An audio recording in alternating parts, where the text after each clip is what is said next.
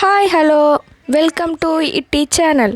நம்ம இப்போ என்ன பார்க்க போகிறோம்னா கொழுக்கட்டை செய்கிறதுக்கு தேவையானது வெல்லம், சோடா மாவு, உப்பு, தேங்காய் துருவல், ஏலக்காய், தேவையான எண்ணெய், வேர்க்கடலை. மாவை எப்படி செய்வது? ஃபஸ்ட்டு கிரைண்டரில் அரிசியை போட்டுக்கலாம். 2 மணி நேரம் அரிசியை நல்லா ஊற வச்சுக்கோங்க. பச்சை அரிசியை நல்லா ஊற வச்சுட்டு கிரைண்டரில் போட்டு ஆட்டலாம். உங்ககிட்ட வீட்டில் கிரைண்டர் இல்லைன்னா நீங்கள் மிக்சியில் கூட அரைக்கலாம்.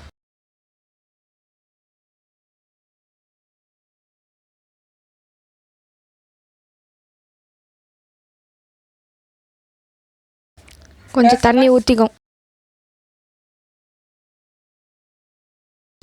தண்ணியை ஊற்றி கிரைண்டரை ஆட்டிக்கலாம்.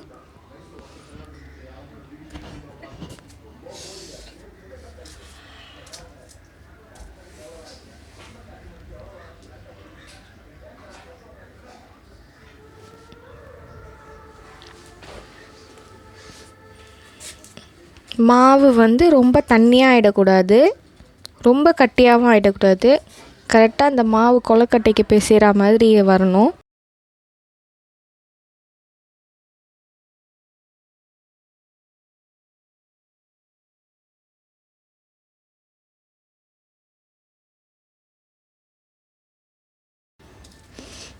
நல்லா ஆட்டியாச்சு. மாவு நல்லா கொஞ்சம் இதுவாக வந்திருக்கு, சாஃப்டாக இருக்குது.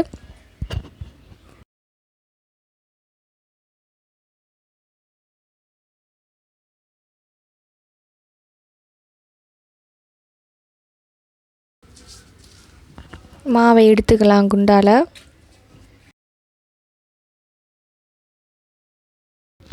அடுப்பில் ஒரு கடாயை வச்சு எடுத்து வச்சுருக்கோம்ல அந்த வேர்க்கடலையை கொஞ்சம் வறுத்துக்கலாம்.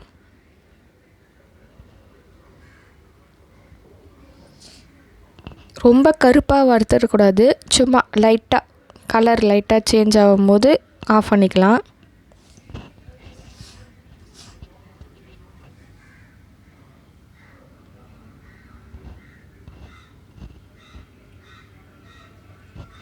இப்போ எடுத்து வச்சிருந்த மாவை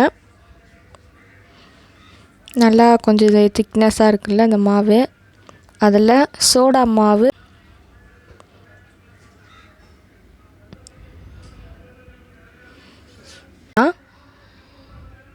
வேர்க்கடலையை நல்லா வறுத்துக்கினே இருக்கலாம். கருகக்கூடாது, கரெக்டாக அந்த கலருக்கு வரா மாதிரி இருக்கணும்.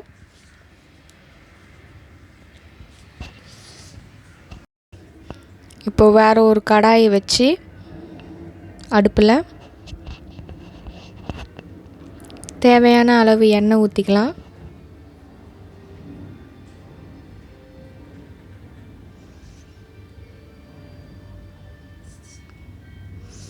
எடுத்து வச்சிருந்த அந்த மாவை ஊற்றலாம். அரைச்சி வச்ச ஃபுல் மாவையும் ஊற்றிடலாம். அந்த இதில் அந்த எண்ணெயில் நல்லா கலக்கலாம். ஏன்னா நல்லா மாவு திக்னஸாக கொஞ்சம் வரணும்ல, பிடிக்கிற மாதிரி. கொஞ்சம் தண்ணியாக இருக்கிற மாதிரி இருக்கிறதுனால நம்ம அதை கொஞ்சம் கலக்கிடலாம். இப்படி பண்ணுறதுனால மாவு கொஞ்சம் திக்னஸ் ஆகும்.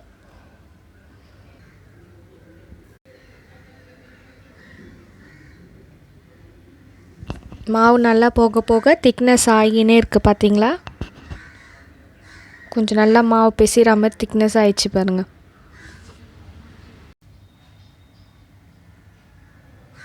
இப்போ தேவையான அளவு உப்பு சேர்த்துக்கலாம் மாவில்.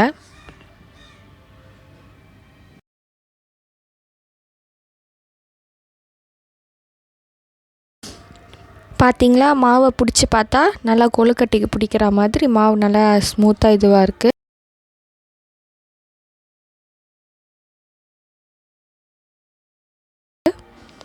இப்போ வறுத்து வச்ச அந்த வேர்க்கடலையை தோல் ஃபுல்லாத்தையும் உரித்து வச்சுக்கலாம்.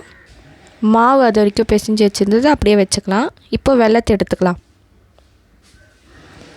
வெல்லத்தை நல்லா தூளாக நல்லா உடச்சி எடுத்துக்கலாம், பெரிய வெல்லத்தை. இதுக்கு எந்த வெல்லம் வேணாலும் யூஸ் பண்ணலாம். ஆனால் வெல்லம் நார்மலாக இருக்கிற வெல்லம்லாம் யூஸ் பண்ணால் கொஞ்சம் நல்லாயிருக்கும்.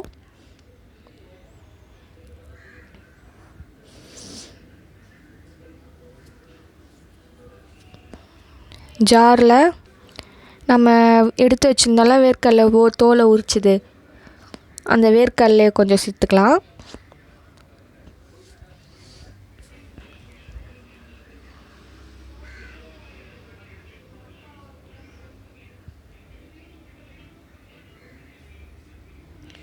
ஏலக்காய்,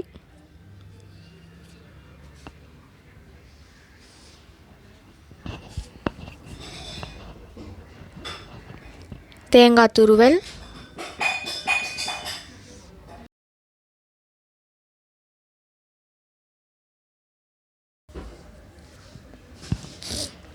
இப்போது ஜாரில் அதை அரைச்சி வச்சுக்கலாம். அரைச்சாச்சு. இப்போது தட்டி வச்சிருந்த வெல்லத்தை சேர்த்துக்கலாம்.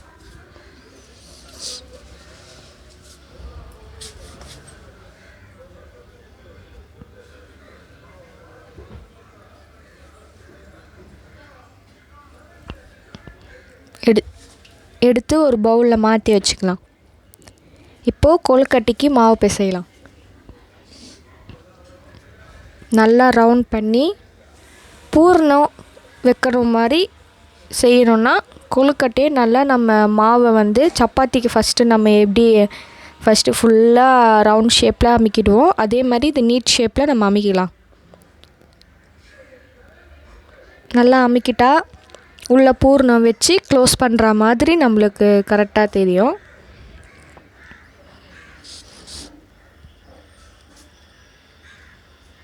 இதுக்கு பூரணம் பிடிக்க வைக்கிறதுக்கு கொழுக்கட்டைக்குன்னு தனியாக மிஷின் கூட வச்சுருக்காங்க. பிளாஸ்டிக்கில் டப்பா மாதிரிலாம் வச்சுருக்காங்க, வெளியில் விற்கிறாங்க. நாங்கள் கையாலேயே பிடிக்கிறோம். நீங்கள் உங்களுக்கு அது வேணும்னா நீங்கள் வாங்கி அதில் கூட வச்சு பிடிக்கலாம். இந்த ஷேப்பு வந்து பூண்டு ஷேப்பு. இந்த விநாயகருக்கு நம்ம படையல் போடும்போது இது மாதிரி ஷேப்பில் சில பேர் வச்சு கும்பிடுவாங்க, பூண்டு ஷேப்பில். இப்போ நம்ம அதை வேக வைக்கணும். ஃபஸ்ட்டு குண்டால தண்ணியை ஊற்றி, உங்கள் வீட்டில் இட்லி குண்டால இல்லை நார்மல் குண்டா எது இருந்தாலும் பரவாயில்ல, நாங்கள் இட்லி குண்டால வைக்கிறோம். அதில் இட்லி தட்டில் வந்து நம்ம கொழுக்கட்டை எல்லாத்தையும் எடுத்து வச்சு அது நல்லா வேகிற அளவுக்கு தண்ணி நம்ம அடியில் வச்சுக்கலாம்.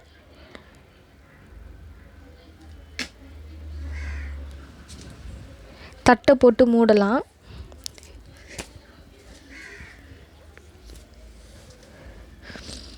க்ளோஸ் பண்ணியாச்சு இட்லி குண்டாவை.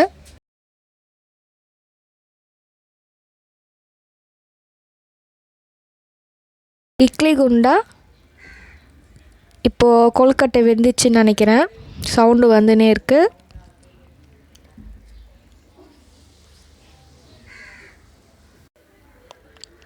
கொழுக்கட்டை பார்த்திங்கன்னா நல்லா வெந்திருக்கு.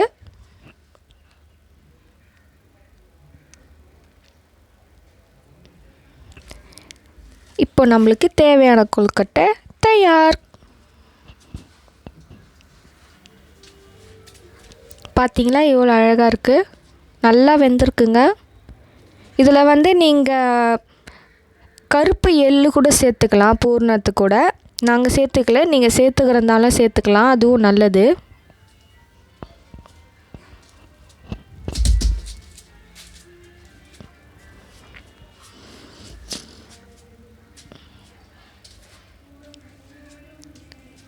பார்த்தீங்களா எவ்வளோ அழகாக இருக்குது பாருங்கள். அழகாக உள்ளே ஃபுல்லாக வெந்திருக்கு. பூரணம் ரொம்ப அழகாக இருக்கும். லைக் பண்ணுங்கள், ஷேர் பண்ணுங்கள், சப்ஸ்கிரைப் பண்ணுங்கள், மறக்காமல் பெல் பட்டனை கிளிக் பண்ணுங்கள். தேங்க்யூ.